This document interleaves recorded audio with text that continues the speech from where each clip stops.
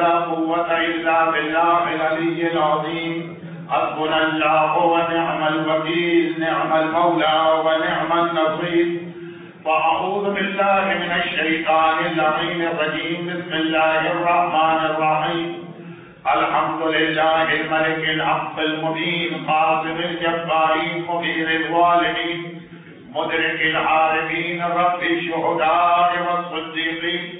والصلاة والسلام والتحية والإكرام على سيد المرسلين وخاتم النبيين ورحمة للعالمين، شفيع المذنبين والمخاطب بطاعة وياسين أبي القاسم محمد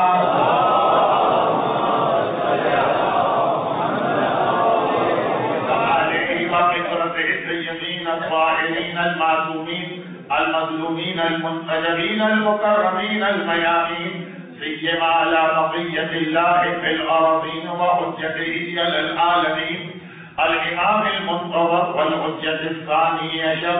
اللهم عجل له الفرج ولعنة الله على أعدائهم أجمعين.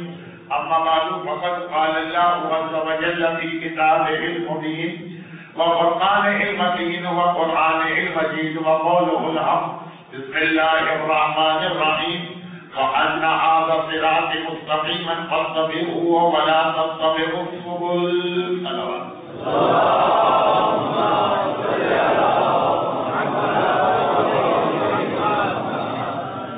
قرآن کریم کی جن 3 آیتوں کو سرنامہ کلام بنایا گیا، اب اتنا وقت نہیں رہا اور اگلے سے بھی مجھے اندازہ تھا، اتنا وقت نہیں رہا کہ اس میں سے ہر چیز کا بیان تفصیل کے ساتھ ہو. تو بس ساری آیتوں کا ترجمہ اور ایک آن چیز کی وضاحت کر، جو اصلی پیغام ہے جو آخری آیت میں آیا، اس کی آیت میں نے تلاوت کی، اس پر تھوڑی سی گفتگو کی جائے گی. اس دوران بہت سارے سوالات میرے پاس آئے، جیسا کہ ہر جگہ اور ہر خطیب کے ساتھ ہوتا ہے. کوئی عالم مجلس پڑھے یا جیسا طالب علم مومنین کرام، اچھا شوق ہے، ذہن میں جو پورے سال کے سوالات ہیں کوشش کرتے ہیں کہ اس کا جواب ان کو مل جائے. تو جیسا کہ میں نے عرض کیا کہ میں کوئی عالم بھی نہیں ہوں، بنجا ہوا خطیب بھی نہیں ہوں، ایک طالب علم ہوں جو چند چیزیں تیاری کر کے لاتا ہوں، اس سے ہٹیا کر کے سوال کر لے تو میں بڑا کنفیوز ہو جاتا ہوں. تو اس لیے میری عادت ہی نہیں کہ ممبر کے مجلس کے وقت کو مختلف لوگوں کے سوالات میں تبدیل کر دیا جائے. البتہ کہیں کہیں جہاں میرے موضوع سے متعلق کسی غلط فہمی کی وضاحت یا کسی نامکمل نقطے کی تشریح کی بات ہے، وہ بھی ہمیشہ نہیں، لیکن کبھی کبھی میں اس کا جواب دے دیتا ہوں. جیسا ابھی سے پہلے والی جو مجلس ہو رہی تھی مسجد کمپلیکس، آج وہاں بھی 2-3 سوالات چلے آ رہے تھے، 3 دن کے اس کا جواب دیا گیا. لیکن ہوا یہ کہ ان سوالات کا جواب دینے جو میں گیا، مولانا بہت پیچھے تشریف رکھتے ہیں، ذرا اچھا نہیں لگتا.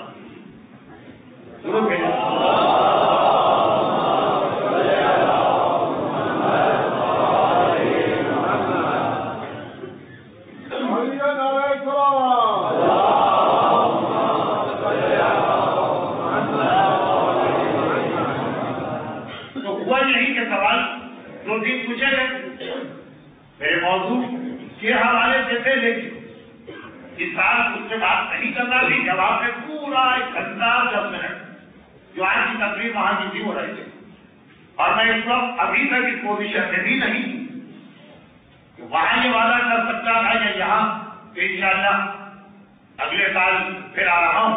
اس پوزیشن میں بھی نہیں ہوں، کوشش بہت کر رہا ہوں، خاص طور پر بال بچی اور بچیوں کی خواہش. تو آج ابھی جو تجربہ مجھے ہوا اس کی وجہ سے موضوع کے سوالات بھی میں بہت ہی مختصر کروں گا یا اکثر کو تو چھوڑ دوں گا، ایک ہاتھ میں جواب دوں گا. پہلے سوال کا میں جواب نہیں دے رہا کیونکہ شاید وہ میری تقریر میں ہی آ جائے, پھر بھی سوال پڑھے دے رہا ہوں. اور یہ سوال ہماری قوم کا اس وقت بہت زیادہ پوچھا جانے والا سوال ہے, اور واقعی ایک ایسا سوال ہے کہ اچھے خاصے سمجھدار پابند دین وہ بھی سوال کے حوالے سے کنفیوز ضرور رہتے ہیں. اور ہمارے دشمنوں جب کوئی چیز ہاتھ نہیں لگتی مہاراجے کے خلاف تو یہ والا تو ایک ایسا ان کا ہتھیار ہے. اور وہ سوال بہت ہی مختصر ابھی میں نے آپ کے سامنے اس کو دیکھا. اسے خاتون کا سوال ہے کہ مولانا جب ہمارے یہاں قرآن ایک ہے, اسلام ایک ہے, دین ایک ہے, اور پہلے امام سے لے کے زمانے کے امام تک سب ایک ہی بات کہتے ہیں, تو فتوے دو کیوں, اور کوئی الگ بات کیوں کہتے ہیں, اور انسانی الگ بات کیوں کہتے ہیں. اصلی والا مسئلہ کہ مراجع کے فتووں میں اختلاف کیوں ہوتا, اور یہ دو مرحلوں میں یہ سوال بنتا ہے. پہلا یہ کہ کیوں ہوتا ہے یہ اختلاف, اور دوسرا یہ کہ کیا یہ اختلاف ابھی شروع ہوا یا خود انہی ائمہ طاہرین کے زمانے میں یہ اختلاف پیدا ہو چکا تھا کہ جن کے شاگردوں ایک ہی مسئلے کے حوالے سے الگ الگ رائے ہوتی تھی. یعنی جو دشمن نے کام میں پھوٹ دیا یہ سب ابھی 100-150 سال یا 50 سال یا 25 سال کی بات ہے. پہلے بڑے اچھے علماء ہوتے تھے, بڑے مفصل, بڑے متقی, بڑے پرہیزگار. آج نعوذ باللہ بہت دنیا فرض اور ہر پھر عید کی مسجد علیحدہ بنانے والا. یہ دوسری بات وہ لوگ کہتے ہیں جو بہرحال ماضی کے علماء کا احترام کرتے ہیں. تو کہتے کہ نہیں علامہ ہندی کے زمانے میں بات نہیں ہوگی, اور علامہ مجلسی کے زمانے میں نہیں ہوگی, اور شہیدین کے زمانے میں نہیں ہوگی, یا احمد الجزری اور احمد محسن حکیم کے زمانے میں نہیں ہوگی, یا ہندوستان سے تعلق رکھنے والے بزرگ یا احمد ناصر ملت اور احمد ملت کے زمانے میں نہیں, یا ابھی کی جو مسئلہ آئیے مہاراج. اور ایک ایسا بدتمیز گروہ بھی آ گیا, میں اس کو بدتمیز کہہ رہا ہوں کہ اس نے خود ہی اپنے احترام کو ختم کر دی. جن کی تقاریر کا لفظ ہے کہا علامہ ہندی اور علامہ مجلسی کا نام لے کے فیصلہ اعلان ادا کیا. بتائیے میں تو کیا احترام جو اپنے اختلاف کو اس منزل میں لے کہ پہلے عالم اور پہلے مجتہد سے لے کے آج مخالفت اختلاف اپنی جگہ ہماری تقاریر. تو وہ جو لوگ ہیں انہوں نے پہلے عالم سے لے کے آج تک سب کے حوالے سے یہ کہا مگر جتنے بھی مسئلے میں کنفیوز ہے سب کے ذہن میں خیال, اور میں بہت ڈرتا ہوں کہ کہیں ایسا نہ ہو کہ صحیح بات بتاتے اور کسی کو گمراہ کر دوں.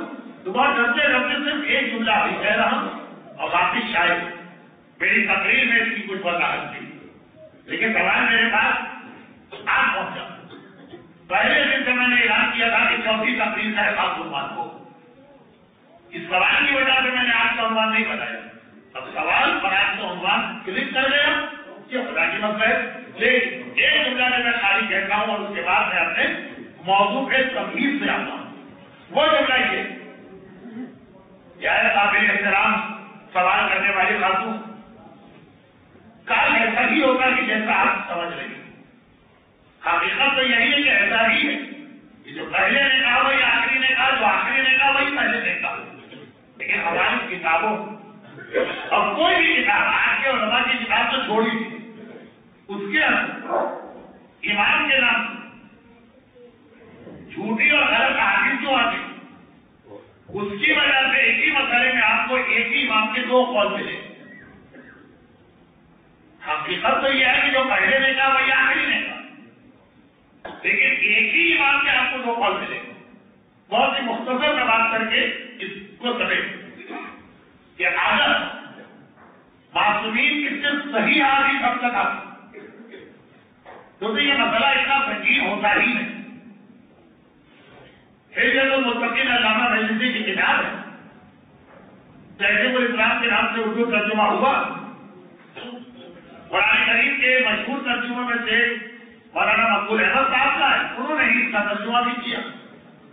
جو کہ بہت آسان ٹاپک اس کا بہت ہی آسان ہے، اس لیے میں حوالہ دے رہا ہوں. اس میں جانے دیکھی، اس میں صرف معصومیت کی حدیث ہے. لباس پہننے کے بارے میں حدیث، جوتا پہننے کے بارے میں ایک ہی صفحے پر اور ہر صفحے ہر مسئلے میں آپ کو یہ ملے گا کہ چھٹے امام نے ایک حدیث میں اس چیز کی اجازت دی ہے. کبھی کا یہ ہے، کبھی کا وہ. اس میں قول امام ایک، دوسرا یقیناً کسی دشمنے اہل بیت کی وجہ سے اس چیز کتاب پہ آ رہا. لیکن اب اس کو کیسے مسئلے کو حل کیا جائے؟ یا تو ریسرچ کی جائے جو مہاراجے کرتے ہیں، یا دونوں حدیثیں چھوڑ دی جائے اور کہا جائے کہ کیونکہ حدیث میں صحیح غلط دونوں آ گیا، اس سے ہمیں صرف قرآن پہ جانا. اور یہ وہ چیز ہے جو پہلے دن سے آل محمد نے قبول نہیں. غیروں نے کہا تھا کہ ہمیں صرف کتاب خدا چاہیے، آل محمد نے. آل محمد کی احادیث کو چھوڑنے کا مطلب کہ آج 1200 سال کے بعد ڈھونڈ کے وہی پہنچ گئے اور اپنی وہ غلطی مان لی کہ بھائی نہیں، کتاب اللہ کافی تھی، ہم نے غلط کیا کہ اس وقت کتاب کے ساتھ اہل بیت کو. ایک ہی چیز کے دو آپ یا تو کہیں گے کیونکہ حدیثیں سچی اور جھوٹی دونوں ہوتے ہیں، ہر کسی کو نہیں کہیں. اور یا یہ کہیں گے خدا کتاب اللہ یہ کی بات ہے، اس طرح کہیں کہ اس طرح کہیں. آل محمد کا ماننے والے تھوڑی سی زحمت سے بچنے کی خاطر کون زحمت اٹھا آل محمد کے کلام کو چھوڑ نہیں سکتا. اور یہی محنتیں ہیں کہ جس کی بنا کہیں کہیں کسی حدیث میں کہ اختلاف ہوتا ہے، بہت چھوٹی بات. دوسری بات، اور میں انتظار کر رہا تھا کہ جن کا یہ سوال ہے وہ بھی آ جائے. یہ وہ مجمع ہے کہ جو میری پہلی مجلس سن کے راستے میں تھا، اور وہ یہ تھا کہ کیا حجاب تھے. بہت ہی زیادہ پوچھا جانے والا سوال. آپ حضرات خاص اطلاعات کی کے بھی اور پورے اسلام آباد کے بھی ایسے ایسے مقدس علماء اور ایسے ایسے صاحبان علم آپ کے درمیان موجود ہیں جن میں ایک مثال حجت الاسلام مولانا شفاعت نجف کی کتاب تو آپ کے ہر فکری مسئلے کا ہر وقت جواب دینے کو تیار. تو سوال مجھ سے پوچھا گیا ہے، میں بہت مختصر جواب دے اس سوال کو ڈائیورٹ کرتا ہوں مولانا محترم کی طرف. کہ حجاب کیسے پہلی مجلس میں حجاب آیا، دوسرے میں حجاب آیا، تیسرے میں حجاب آیا، ہے کیا چیز حجاب؟ کیا حجاب کا مطلب وہ خاص انداز کا لباس ہے کہ عورت ابا یا ابایا پہلے تب بھی حجاب ہے، ایرانی چادر پہلے تب بھی حجاب ہے، صحیح طریقے کا برقع پہلے تب بھی حجاب ہے، یا نہیں؟ حجاب جو ہے اس کے بغیر بھی ہو سکتا ہے. ایک گھنٹے کی تقریر ہم لوگ کرتے ہیں جب مسائل بتا رہے ہیں، مسائل تو نہیں بتا رہا، بہت ہی مختصر ایک جواب. حجاب کسی بھی ایسے لباس کا نام جو 3 یا 4 مقاصد کو پورا کر رہا. نمبر 1، سارے بدن کو چھپا رہا ہو سوائے کن حصوں جنہیں کھولنے کی اجازت ہے، جو آج کے مراجع کے اعتبار سے چہرہ اور دونوں ہتھیلی.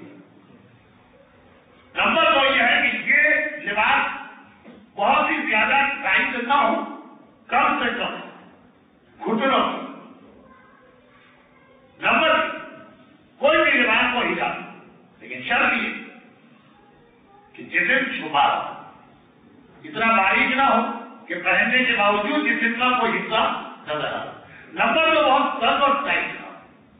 نمبر 3، اب اس کے لیے میں آیت اللہ سیستانی کا جملہ خالی پڑھتا ہوں عربی میں اس کا ایک لفظ مفاد میں بدل ظاہر نہ ہوئے، اتنا سچ تھا. نمبر 3، خود یہ لباس بتائیں خود بہت زیادہ اٹریکٹیو تھا. خود یہ حجاب جو ہے نا جس کا مقصد ہے عورت کی زینت چھپانا، لیکن ایسا نہ ہو کہ خود یہ زینت ہو اپنے رنگ کے اعتبار سے، اپنے اسٹائل کے اعتبار سے، اپنے اوپر بنے ہوئے کام کے اعتبار سے. یہودیوں کے ایک فرقے اسلام سے زیادہ سخت حجاب، اسلام سے زیادہ. ان کی کوئی اور چہرہ اور ہاتھ کے علاوہ بدن کا کوئی حصہ نامحرم کے سامنے نہیں کھول سکتی. تو باقی جسم پہ وہ لباس پہنتی ہے، سر کی بات ہے. سر پہ مخصوص انداز کا اسلام کے رومالی مسلمان عورت کی تیار. تو وہ یہ کرتی ہے کہ مصنوعی بالوں کو اپنے بالوں کے اوپر چڑھاتی ہے. ایک تو ہے کہ بال کم ہے گر گئے تو آدمی نے بگ گئے، ایک نے بال ہے کہ بالوں کو چھپانے کے اس کے اوپر بات کریں. مجھے یاد ہے کہ 87 میں جب میں لندن سے پہلے اشرا پڑھ رہا اس وقت BBC میں اس فرقے کے بارے میں بات کی ہے. تو جب یہ سامنے آ گیا کہ ان کی عورتیں بھی حجاب کے اندر، لیکن ان کا حجاب یہ ہے کہ بال کو بال سے چھپا جائے. تو فوراً یہ سوال مجلس میں پوچھا گیا کہ کیا ہمارے یہاں بھی کی جاتا تو بہت آسان ہو جائے گا. زیادہ عورت کے لیے مسئلہ بال کا فرق پڑے گا، لیکن اس وقت کسی مسئلے کی مدد کہ خود بال اپنی جگہ زینت ہے، ایسی چیز سے آپ نے حجاب کیا تو خود اپنی جگہ زینت ہو رہی ہے. جیسے آج میں بہت ساری خبر ایسی آ رہی ہے جس سے زردوزی کا یا کارخانی کا یا امبرائڈری کا کام بنا ہوتا ہے، خود اس سے چلی. اور جو عالم اللہ پاکستانی کی احتیاط واجب وہ یہ ہے کہ عورتوں میں آج کل لینسز کا رواج بہت بڑھتا ہے مختلف طرح کے. حیرت ہوتی ہے کبھی عورت کاری آنکھوں والی تھی 15 منٹ میں نیلی ہو گئی، 10 منٹ میں پیلی ہو گئی، ہری ہو گئی، لال ہو گئی، دوسری ہو گئی، زعفرانی ہو گئی. سوچتا نہیں تھی کہ سے کیا اپنا بدلے آنکھوں کا بس بھائی کیا ہے پتا چلا وہ لینس ہے. مختلف کلر کے لینس استعمال کیے جاتے ہیں. احتیاط کے واجب یہ کہ اس کو بھی چھپانا پڑے گا کیونکہ یہ مختلف کلر کے لینس بھی کی جاتے. تو ابا یا برقع یا چادر اگر وہ زینت والی ہے اور آپ شلوار قمیض کا لباس اس کے اوپر ایک پیلی ڈالی شال پہنی بھی ہے تو زیادہ بہتر ہو جائے. یہ بہت مختصر میں نے جواب اس لیے لوگ پہلے دن حجاب سنا، دوسری مسجد میں حجاب سنا، تیسری مسجد میں حجاب سنا، سب کل آ گئے آج مجھے حجاب نہیں پڑھنا تھا تو میں نے اس طرح سے پڑھ دیا. اب آئیے بات کو آگے بڑھ رہے ہیں کہ حجاب میں آگے اسلام اتنا زور کیوں ہے. لا تقربوا الفواحش ما ظهر منها وما بطن. یہاں سے ہماری بات پہنچی. خبردار بے حیائی کی چیزوں کے قریب ہے. یہ حجاب اور چیزیں جو معاشرے میں حیا کو بچانے کی قضا ہے، اور یہ بے حجابی وہ چیزیں جو معاشرے میں اسٹارٹ کرتی ہے بے حیا. ایسا نہیں کہ عورت یہ کہے کہ میں خالی میں بال پورے نہیں چھپا سکتی ہوں، خالی اس کی بے حجابی کروں گی باقی حجاب رہے. ایک بار شیطان کے راستے میں قدم رکھ دیا، یہ چین سائیکل ہے، خود بخود باقی سارے کاموں سے چلے جائیں. پھر وہ دوپٹہ اترے گا، پھر وہ دوپٹہ غائب ہوگا، پھر لباس قمیض جو ہے سلیو لیس ہوگی، پھر وہ اور چھوٹی ہوگی، اس کے بعد اسکرٹ آئے گا. یہ سلسلہ بھی کسی نے بھوکے گا نہیں. یہ سلسلہ چنانچہ مراجع کے فتوے پیش نظر رکھتے پہلے ہندوستان کے یوپی سے تعلق کرنے والے تعداد کے یہاں 2 نقابوں کا حجاب ہوتا ہے. اور پھر جب وہ پاکستان ہجرت کے بعد آئی تو 2 سے 1 نقاب ہوئی، 1 نقاب سے نقاب غائب ہوئی، نقاب سے برقع غائب ہوا، برقعے سے چادر غائب ہوئی، چادر سے دوپٹہ غائب ہوا، دوپٹے سے قمیض کی آستینیں غائب ہوئی، گلے بڑے ہونے لگے، دامن بہت زیادہ کھلے ہونے لگے، شلواریں اونچی ہونے لگی، شلواریں بہت ٹرانسپیرنٹ اور سی تھرو ہونے لگے. دوسرا چلے یہ کیسی ہو گیا. پہلی ہی جگہ پہ اسلام نے اس کو روک دیا. کہا ہے کہ معاشرے حیا باقی اگر رکھنا، برقرار رکھنا. ایک کام ہے نماز کا کہ وہ بے حیائی سے بچاتی ہے، اور ایک کام ہے حجاب. اور اسی لیے نماز بغیر حجاب کے ہوتی ہے. عورت گھر کے اندر اکیلی، باپ بھی نہیں ہے، بھائی بھی نہیں ہے، بیٹا بھی نہیں ہے، شوہر بھی نہیں، اور نماز پڑھ رہی کوئی دیکھنے والا نہیں. فل حجاب ایک بار نظر آ لائٹ چلی، اندھیرا ہو گیا، نماز پڑھ رہی ہے، فل حجاب کیا اندھی ہے، خدا نہ کرے خود بھی اپنے آپ کو نہیں دیکھ پا رہے، ایک بار بھی نظر نہیں آ رہا. یہ حجاب اللہ کو جب اپنی بارگاہ میں عورت چاہیے تو حجاب کے پاس جائے. 3 بڑے موقع ہیں جب عورت اللہ کے پاس جاتی. نمبر 1 ہر نماز میں آپ اللہ کے پاس جاتے ہیں، حجاب کے ساتھ آنا ہے تو آپ ورنہ حاضر نہیں. نمبر 2 حج میں آپ اللہ کے پاس جاتے ہیں، حج میں ہر عورت کو یہ حجاب پہننا پڑے گا چاہے مانے کے نہ مانے. نمبر 3 موت کے بعد عورت اللہ کے پاس جاتی ہے، کفن کے اندر حجاب پہننا. جتنی بار اللہ کے پاس جانا ہے حجاب کے ساتھ جانا. صاحب کہتے ہیں مولانا اصل جو مسئلہ ہے آپ لوگوں کے لیے خراب پہنچتی ہو. اگر جو حجاب ہے وہ دل کا ہوگا. دل اگر آپ کو عقیدہ ہو تو یہ بال کھلے ہیں کہ بال چھپے ہیں کہ سلیپ لیس قمیض ہے کہ بغیر کہ سلیپ کے ساتھ ہے، اس سے کوئی فرق نہیں پڑتا۔ نیت اگر ٹھیک ہونا تو پھر ظاہری حجاب کی ضرورت نہیں، اور اگر نیت خراب ہے تو عورت کو آپ سال پردوں میں چھپا لیں پھر بھی خرابی ہے۔ فلسفے اور منطق جس کا وقت میرے بات نہیں، میں یہ کہتا ہوں کہ اگر یہ مطالبہ کرنا کہ عورت حجاب کر گیا یہ دلیل ہے اس بات کی کہ باقی کے اپنے دل میں خرابی، تو نعوذ باللہ کائنات میں سب سے زیادہ خرابی اللہ میں آگے دیتے۔ وہ کہتا ہے نماز میں آنا ہے تو حجاب کر کے آؤ، حج میں آنا ہے تو حجاب کر کے آؤ، قیامت میں آنا ہے تو حجاب کر کے آؤ۔ نیت کی خرابی کا اگر مطلب حجاب ہے تو نعوذ باللہ من ذالک بات کہاں سے کہاں پہنچ رہی؟ میرا پورا موضوع حجاب نہیں تھا، یہ تو آخری بات لا مطلب الفوائد۔ اب میں چھوٹی سی بات کروں اور اس کے بعد پھر اس آیت کو مکمل کروں۔ تعالوا واتقوا ما حرم ربكم عليكم الا تشركوا به شيئا وبالوالدين احسانا۔ آؤ میں بتاؤں کہ اخلاص کیا، شرک نہ کرنا، والدین کے ساتھ نیکی کرنا۔ البتہ والدین کے ساتھ نیکی میں بھی ایک بات یاد رکھیں، سورہ عنکبوت قرآن کا 29واں سورہ، ہر شب قدر میں یہ سورہ پڑھنے کی کا حکم۔ میں نے سنا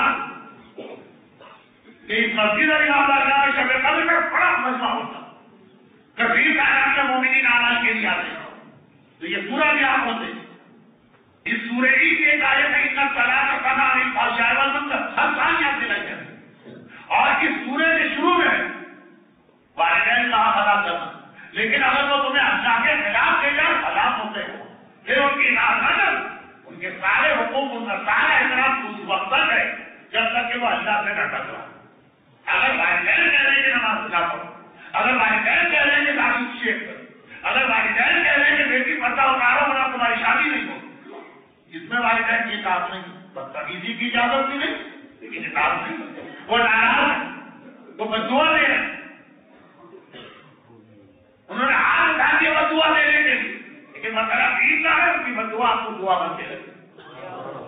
خیال رکھے گا کہ آگے سے والدین بھی آگے تو اطاعت کے والدین، کیونکہ ہر چیز کی تفصیل کا موقع نہیں، لیکن ایک آدھ بات کی غلط فہمی ہو جاتی ہے۔ نہج البلاغہ میں میرا مولا کہتا ہے لا طاعۃ مخلوق فی معصیۃ الخالق، جب اللہ کی نافرمانی ہوگی تو کسی مخلوق کی اطاعت نہیں ہوگی، چاہے وہ پاک اور ماہی ہو۔ پاک لوگ بھی لینا کی بات، البتہ بدتمیزی نہیں کرنا۔ پھر اولاد کی تربیت، پھر قرآن نے کہا رہائی سے بچو۔ اب میں پہلے چھوٹی سی بات کروں پھر اپنے کل والے جملے کو آگے بڑھا کے تیزی سے اختتام میں پہنچے۔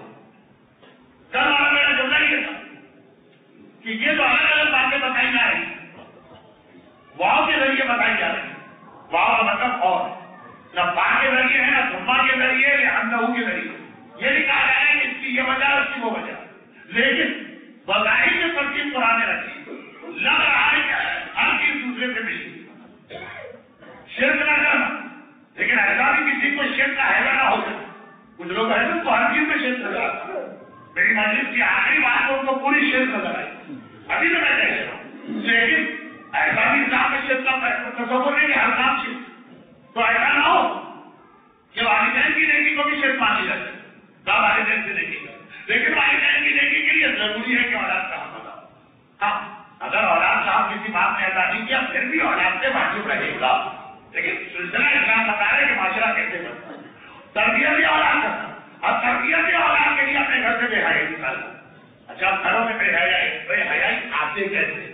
سلسلہ کی بات قرآن کا ولا تقتلوا النفس التي حرم الله الا بالحق، خبردار کسی کو قتل نہ کرو، یہ بات کی بات آئی چھٹی بات، ولا تقربوا مال اليتيم الا بالتي هي احسن حتى يبلغ اشده، صاحبان علم سے حضرت صحیح نہیں میں ایک آدھ چھوڑ رہا ہوں تاکہ اصل پیغام دے دوں اور آگے بڑھے گا۔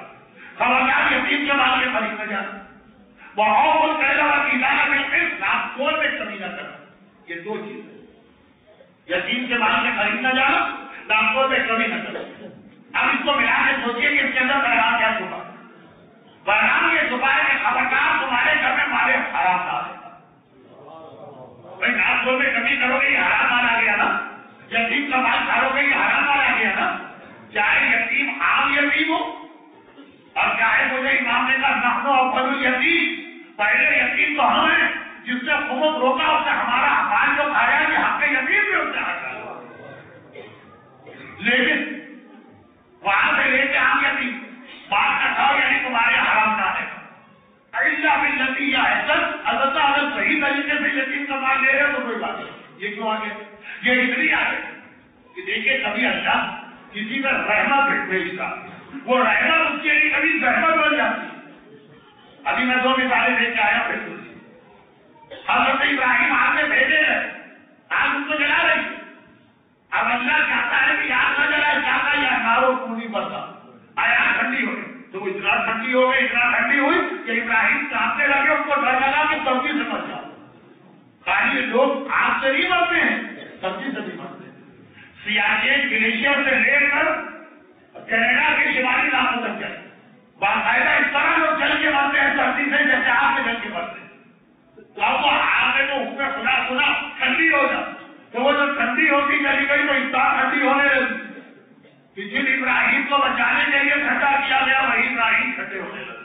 کہنا پڑا اللہ کو نہیں سلام یا نارو پوری بندم اور سلام ابراہیم، ٹھنڈی ہو مگر صرف اتنا ٹھنڈی ہو کہ ابراہیم کی سلامتی باقی رہے۔ یہ رحمت تھی جو ابراہیم کی رحمت بن رہی، ذرا بدتمیزی کا جملہ ہے لیکن آج وقت نہ ہے تو معاف کیجیے۔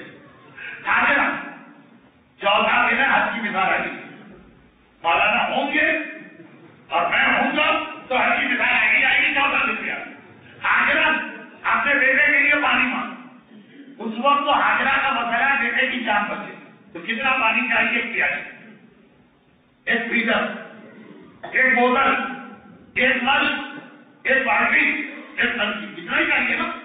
لیکن جب اللہ کی رحمت آئی حاجرہ تو اتنا پانی اتنا پانی اتنا پانی نکلا کہ حاجرہ ڈر گئی، میرا بیٹا ڈوب کے مر رہا، گھبرانے کا رک جا پانی کو روکنا پڑا، جس کی وجہ سے ضرورت پیدا ہے۔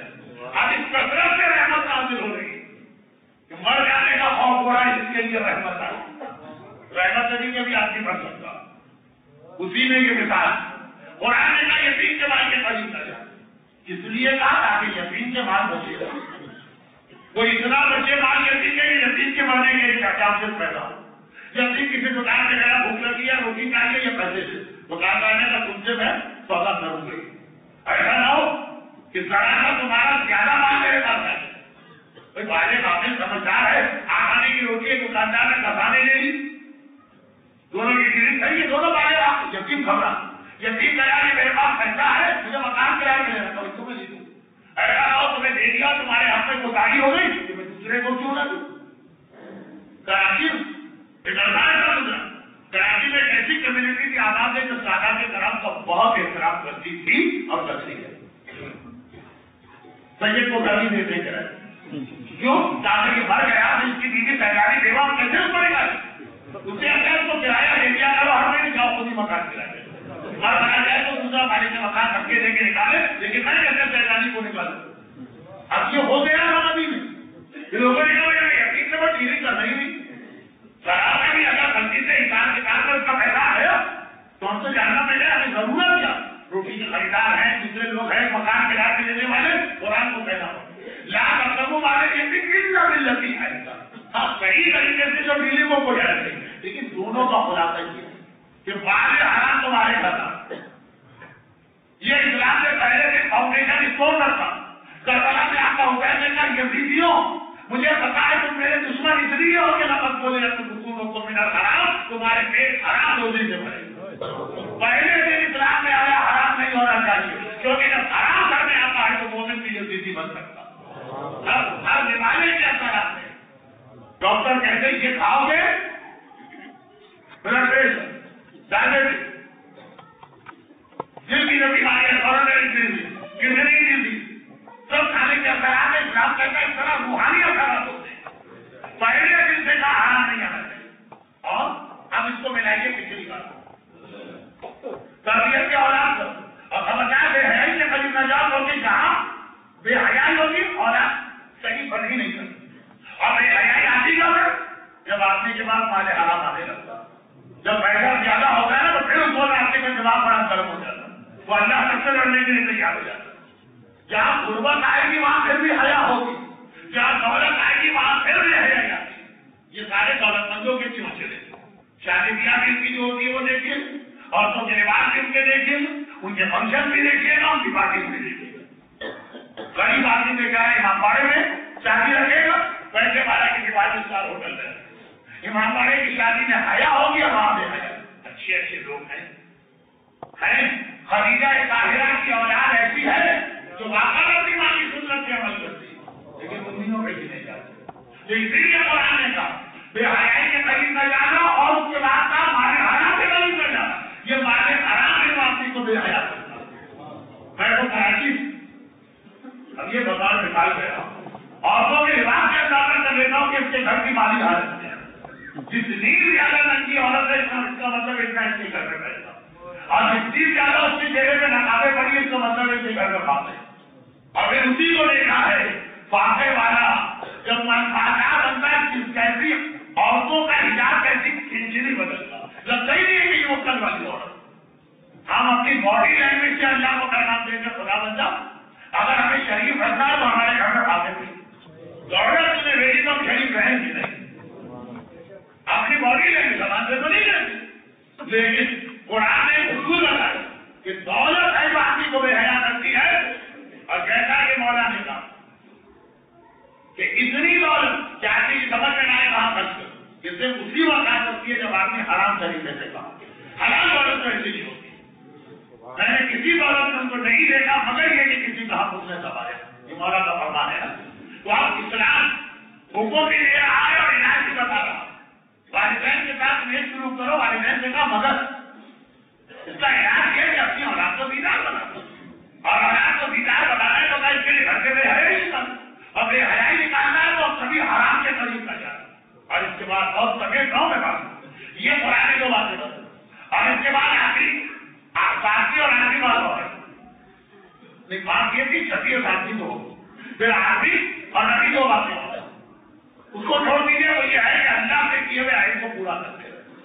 آخری بات مستقیم، دیکھو دنیا میں سیدھا اور سچا صرف ایک راستہ ہے جو میرا والا راستہ اسلام، وہ اس کی پیروی کرو، ولا تتبعوا السبل، خبردار الگ الگ راستوں کی پیروی نہ کرنا ورنہ فتفرقوا، گمراہ ہو جاؤ گے۔ صرف ایک راستہ، آج امریکن ایجنڈے میں چیز آئی ہے پلورلزم، ایک نیا نظریہ نکلا ہے بہت پرانا گھوم گیا، اور وہ یہ ہے کہ اللہ ایک ہے، ہر مذہب اللہ کے جانے کا راستہ بتاتا، چنانچہ یہودیت کے طریقے سے جاؤ، عیسائی کے طریقے سے جاؤ، ہندو مت کے ذریعے جاؤ، ہر جگہ تم اللہ تک پہنچو۔ خلاف اسلام نظریہ ہمارے یہاں بہت سارے انٹلیکچوئلس کو پروموٹ کر رہے ہیں، شیعہ اسکالر، شیعہ آتھر، باقاعدہ کتابیں لکھ رہے ہیں کہ یہ نظریہ صحیح نظریہ، سب برابر، سارے مذاہب برابر، ہر مذہب اللہ تک لے جاتا۔ یہ شروع میں چاہے ہوگا لیکن جب اليوم اکملت لکم دینکم پہلا ہوگا، اب اسلام ظاہر ہو گیا، کوئی اور راستہ نہیں لے جائے۔ خدا نے کہا تھا میرے سیدھے راستے پہ چلو، اس کی پیروی کرو، الگ الگ راستوں پہ نہ جاؤ۔ اگر کے بعد تو جس حوالے سے کہی گئی وہ ہندو اور عیسائی تھا، لیکن کسی حد ہماری قوم کا آج کا بڑا مسئلہ یہی بن گیا، ہماری قوم اکثریت ایک صلاحیت میں ختم ہو گئی کہ اگر 10 باتیں سنے تو یہ پہچان سکے صحیح کون ہے اور غلط کون۔ پہلے یہ صلاحیت تھی، یہ بہت اہم صلاحیت ہوتا یہ کہ ایک کام آپ نے مستر کی اور ایک موضوع کے ساری دلیلیں میں جمع کر دی کہ یہ چیز جائز واجب، لیکن بالکل صحیح ہے، ایک بات عقل میں آ رہی ہے، لاجک ہے، عقل قبول کر رہی ہے، بہت اچھا ہے، واہ واہ واہ واہ واہ واہ کرتے کرتے ہم نے ہوش ہو جانا۔ ابھی آپ نے مستر دیا، اسی ٹاپک سے ہم نے دلیلوں میں ڈھیر لگا دیے تاکہ چیز حرام، ہم نے کہا بالکل صحیح بات کہہ رہا، ایک بات عقل میں آ رہی ہے، واہ واہ واہ واہ کرتے بے ہوش ہونے لگے۔ تیسرے دن ہم آئے، ہم نے کہا بھائی یہ کیا مانا، ایک نے اس کو واجب کہا تو آپ نے کہا بالکل ٹھیک، دوسرے نے کسی کو حرام کہا تو آپ نے کہا بالکل ٹھیک، جواب دیتا مگر آپ بھی ٹھیک ہے۔ یہ جو ہماری بہت ہے یہ جو کتاب ہے یہ ساری کہانیوں کی جڑ، اور اس سے بچنے کا طریقہ کیا، اس سے بچنے کا طریقہ مسیحیت پیدا تحریر کرو، سب سے بڑا عالم کون ہے اس کی تقلید کرو، اب جو وہ کہے اسی سے آپ کو عمل کرنا، ورنہ یہ معاشرہ آپ کو کھا جائے گا. اتنے الگ الگ نظریات اپنے درمیان اٹھیں گے, اپنے درمیان. شہروں کی بات چھوڑیے. آف لائن نیوزی لینڈ کا وہ شہر ہے جو میری معلومات کے مطابق گلوب ہے ایکسٹریم اس پر ہے, یہاں پہ دنیا شروع ہوتی ہے. اس کی بات تو چھوٹے چھوٹے جزیرے ہیں لیکن دنیا وہاں سے شروع ہوتی ہے. جب لگے ٹیلی ویژن کا آیا نہیں ہو گیا تو آف لائن سے شروع کر کے لاس اینجلس تک لے جاتے ہیں. Of line Melbourne, Australia, Hong Kong, Singapore, Indonesia کے 85 شہر, پاکستان کے 85 شہر, ایران, عراق, گلف, سعودی عرب, جہاں مومنین اتنے اس وقت مظلومیت میں, مظلومیت اپنی جگہ, پورا یورپ پاگل ہو جائے آپ کے یورپ میں جاتے اپنے مومنین کی بات کرو. انگلینڈ, اسپین, کینیڈا, امریکہ, سمجھ رہا ہے وہی سمجھتے جو آف لائن کو لگتا ہے پیسفک اوشین پورے گروہ جہاں آپ جائیے مومنین کرام میں اتنے گروہ آپ کو نظر آئیں, اتنی جماعتیں نظر آئیں, اتنے اختلافات نظر آئیں کہ کافر اور مومن کی بات ہوتی ہے کہ یہ کہتا وہ کافر ہے, وہ کہتا ہے یہ کافر, کفر کی بات پھونکتے ہیں ایک دوسرے گالیاں دیتے لعنتیں کرتے ہیں, ان کو اسلام سے باہر سمجھتے.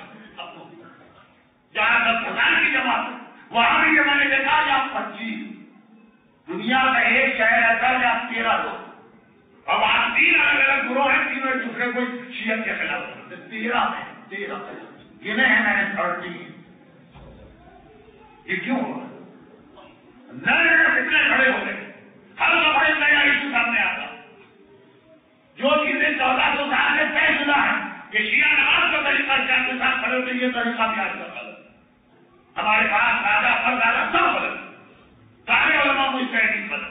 جو اتنی طے شدہ چیزوں کے اندر اختلاف پیدا کرنے کی ہمت ہو گئی ہے لوگوں کو, جو آواز مجھے اختلافی بتائے یہ سیدھا اور نیوٹرل قسم کا شیعہ تو پاگل ہو جائے کہ میں کس کو صحیح سمجھوں کس کو غلط سمجھوں. وہ ڈر جائے آخرت کی جواب دے کہ خدا کے سامنے مجھے کیا عقیدہ لے کے جانا, یہ کہتے ہیں یہ عقیدہ واجب ہے, وہ کہتے ہیں کہ نہیں یہ تو حرام ہے, وہ عقیدہ واجب عقیدے سے لے کے عمل کرو. بس اس میں چیز پہنچی ہے ایک حوالے قرآن کہتا ہے آپ کا اگر جو بات عقیدے کی ہے لیکن اس وقت مقام عمل میں تبلیغ کا بہت اہم ادارہ جو ہمیں بچانا ہے ان تمام باتوں سے. ٹھیک ہے ہم لوگ بات کر رہے ہیں, تم پہلے کہتے ہیں تبلیغ بھی ایسے نہیں ہوتی. ایک تحقیق کرنا اس وقت سب سے بڑا عالم ہمارے پاس, اس کے بعد پھر آپ کو ہر پرابلم سے نجات مل جائے گی. اور یہ بہت اہم چیز سنیں, میدان کربلا یہ مدارس کربلا کے سستے سے ہو رہی ہے, یہ مدارس کربلا کے سہیل ہو رہی ہے, یہ مدارس کربلا کی وجہ سے ہو رہی ہے. میدان کربلا دشمن بہت سارے ہتھیار استعمال کیے, تلواریں, نیزیں, برچیاں, ہتھیار مقاتل میں پتھر بھی لے کر آئے تھے یہ لوگ. جب دشمن پہ آپ کو پکا رہے تھے پتھر بھی پھینکے جا رہے ہیں, مگر ان سارے ہتھیاروں کے ساتھ ایک اور بڑا خطرناک ہتھیار کربلا میں استعمال اور وہ تھا عیاری کا, مکاری کا, فراڈ اور چیٹنگ کا ہتھیار. حسین کے خلاف تلواریں چلائی, تیر پھینکے گئے, نیزے سے, برچیاں بھی, اور حسین کے خلاف فراڈ اور چیٹنگ کا ہتھیار بھی استعمال ہوا. اور ایک جملہ میں اور کہہ دوں کل کے شاید مناسب نہ ہو لیکن بہرحال وہ یہ کہ یہ ہتھیار اس سے پہلے دشمن صفین کے میدان میں استعمال کر کے کامیاب ہو چکا تھا.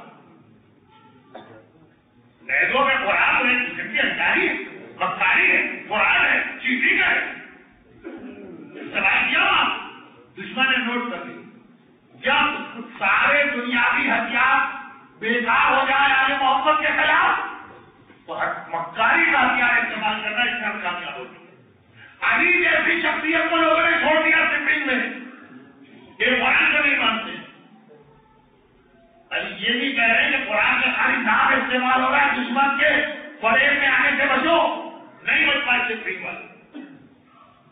کربلا نے بھی ہتھیار آیا اور یاد رکھیے قیامت کربلا ہر مومن کے ایک ایسا گائیڈنس اور ہدایت کا ادارہ ہے کہ آپ کو ہر میسج وہیں سے ملے.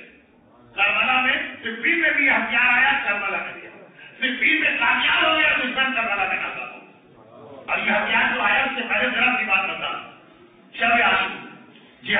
کربلا کی بہت اہم رات، مومنین کے لیے بھی بہت اہم پیغام۔ آقا نے کسی بھی مسئلے کے تحت ایک رات مزید دے دی، کوئی بھی مسئلے کو آقا چیزوں میں چھوڑتے ہیں۔ کچھ علماء کہتے ہیں کہ رات لی نہیں، اگر میں مہلت دی دشمن، کوئی کچھ وجہ بتاتے کہ جو بھی جملہ یہ استعمال کیا کہ زندگی میں کوئی رات بغیر عبادت کے نہیں گزاری، دل چاہتا کہ اللہ کے پاس جانے سے پہلے ایک پوری رات اور عبادت میں گزاروں۔ شب عاشور پورے لشکر حسینی نے نمازیں ادا کی ہیں، اعمال کیے اور عبادتیں کی۔ حسین کے چاہنے والے اگر کبھی عبادت میں کمزور ہو جائے، شب عاشور ان کو یاد دلاتی ہے کہ پوری رات ذکر خدا، عبادت اور مسلح۔ لیکن یہ دیکھ ایسا پیغام بات نے بہت سنا، یہ تو کہ لشکر حسین۔ اب آئیے لشکر یزید میں چلے شب عاشور، بڑی ایمرجنسی قسم کی بہت کونسل کی میٹنگ ہو اور 1 پوائنٹ ایجنڈا، پوری رات لشکر یزید جو بڑے بڑے کے سردار ارے سلام سن کے زیادہ سے عاشورہ والے عبادت سماج میں آنے کا دل چاہتا ہے، لیکن اب اپنے آپ کو چھوڑ دی۔ عمر خان بیٹھا، حاملہ بیٹھا، شیور بیٹھا، خوری بیٹھا، سلانے محنت بیٹھا، ایک سے ایک ایسا دشمن اہل بیت سر سے لے کے بیٹھا۔ ان کا زیارت عاشورہ میں اچھی طریقے سے ان کا تذکرہ ہو جاتا اور پوری رات ہمارے ساتھ کے خیمے میں میٹنگ چلی، وہاں عبادت ہو رہی، ذکر خدا ہے، نماز ہوگا یا میٹنگ، اور میٹنگ پورے کل کے جہاد کے بارے میں نہیں، اونلی 1 پوائنٹ ہے، صرف ایک مسئلہ اور وہ مسئلہ یہ تاریخ کی روایتیں میں اپنے الفاظ میں ڈھال کے پیش کر رہا ہوں۔ وہ ایک پوائنٹ، ایک مسئلہ، کل ہمیں شکست یقین جو ہمارے ساتھ خرچ کرتے ہیں سب اس کا بیٹھ، چاہے وہ ہمارے ساتھ ہو، چاہے وہ شمر ہو، چاہے وہ کولی ہو، چاہے وہ ہاتھنا ہو، چاہے وہ کوئی، کل ہم کو شکست یقین 72 کم سے کم 30,000 روایت کو بیان۔ حسین کا لشکر کربلا میں، حسین کے دشمن کربلا میں کتنے، اس میں اختلاف 3 لاکھ لوگوں نے بتا دی، کم سے کم 30,000 کو ہے نا، 30,000 کے سامنے بادشاہ کی حیثیت کیا، مگر 30,000 کے سارے سردار متفق ہے کہ کل ہم کو ہار جانا، کل ہماری شکست کرے، ہم جیت سکتے بھی، اور وجہ کیا ہے، 72 کا لشکر وجہ نہیں، صرف ایک افواہ۔ جب تک یہ افواہ لشکر حسین میں ہے ہم نہیں جیت سکتے، 30,000 کا 30 لاکھ بھی ہو تو ہم کو ہار۔ اچھا وجہ کیا، کوئی دلیل ہونی چاہیے نا، لوگ کہیں گے کہ مومنین کا مجمع مولانا جوشے کے بعد کتابت میں آپ جو جائیں گے کسی کوئی دلیل ہے جو یہ سارے مختلف مقاصد اور تاریخوں کو جمع کر کے اپنے الفاظ کا خلاصہ نکال دو، اور اس کو گھبرا رہے اور پریشان ہو۔ اچھا ان کو یہ تو نہیں معلوم تھا نا کہ کل آقا حسین عباسی کو تلوار چلانے سے روکتے، کیا مطلب، یہ تو سمجھ رہے ہیں کہ آقا سارے لشکر کو ایک طرف بٹھا دے، ساری ایک سپاہی عباس بھیجیں گے، وہی ایک سیکشن کے کربلا جیت کے دیں گے، یہ کیوں کہ لیکن اس کی وجوہات 2 چیزیں، پہلی چیز کیا ہے کہ ہمارے ساتھ کے لشکر میں ہر فوج کچھ جوان ہوتے ہیں، کچھ سینئر ہوتے ہیں، جنرل، بریگیڈیئر، 1 اسٹار، 2 اسٹار، آپ ہمارے ساتھ کی فوج میں کچھ جوان، پہلا سپاہی 20 سال، 22 سال، 25 سال، ٹھیک 1 مہینے پہلے، 1 مہینہ سے بڑی مدت نہیں، ٹھیک 1 مہینے پہلے بازار کوفہ میں کہ مسلم ابن عقیل کا شہاب کو دیکھ چکے، مسلم بہت بہادر عباس جیسے تو نہیں ہے نا، مسلم تک کیا اکیلا مسلم تھا، اکیلا پورے صوبے کو ہلا کے رکھ دیا مسلم کے اتحاد میں، لیکن سارے فوجیں صوبے سے آئے نا، ابھی دیکھیے محمد ابن اشد ابن خیر انہیں صوبے کی فوج کا سردار بنایا تھا، اس نے دیا اسے بھیجا کیا مسلم کو گرفتار کر کے، یہ بڑا عجیب تھا۔ اشد ابن خیر عالم اسلام کی ایک بہت مشہور شخصیت سے بڑا قریبی سسرالی رشتہ، میں نہیں بتانا اس لیے کہ میں اپنے موضوع ٹریک سے ہٹانا نہیں چاہتا، مولانا کھلا مذاق اڑانے والا دشمن، یہ وہی تو ہے کہ جب علی مسلمانوں کے سامنے سائنسی علوم پیش کیے، لیکن مسجد کوفہ میں میرا مولا خطبہ دے، ایک وقت اچانک ایسی آندھی ہے کہ پورا ماحول اتنا جیسے رات کے وقت لوڈ شیڈنگ ہو تو جیسی تاریخی ہوتی ہے پھر سے وقت اتنا اندھیرا ہو. کچھ آدمیاں بڑی خطرناک ہے جس میں نماز آیات واجب ہو جاتی ہے. اکثر مارا جائے گا اگر کس طرح کچھ ہو. لیکن یہ مسجد قباء میں اچانک اندھیرا ہو, اچانک زمانہ یہ لائٹنگ وائٹنگ تو ہے نہیں کہ گھروں کے گھر زمانہ اس وقت تو رات کے وقت چراغ جلانے کے لیے مغرب سے آدھا گھنٹہ پہلے سے تیاریاں شروع ہوتی ہیں. تیل لے کر آؤ, چراغ لاؤ, بتی کو کاٹو, صفائی کرو. لیکن وہ مغرب کے قریب 12 بجے سب چیزیں میں توقع ہی نہیں.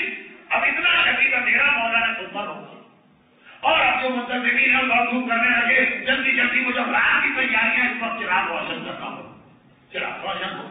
مولانا ایک ٹیمپو موضوع سے آگے جملہ دے لوگوں کی یہ پریشانی دیکھی, اندھیرا دیکھا, مسکرا کے کہا نوشیے کو لفظ کو بھی چنگا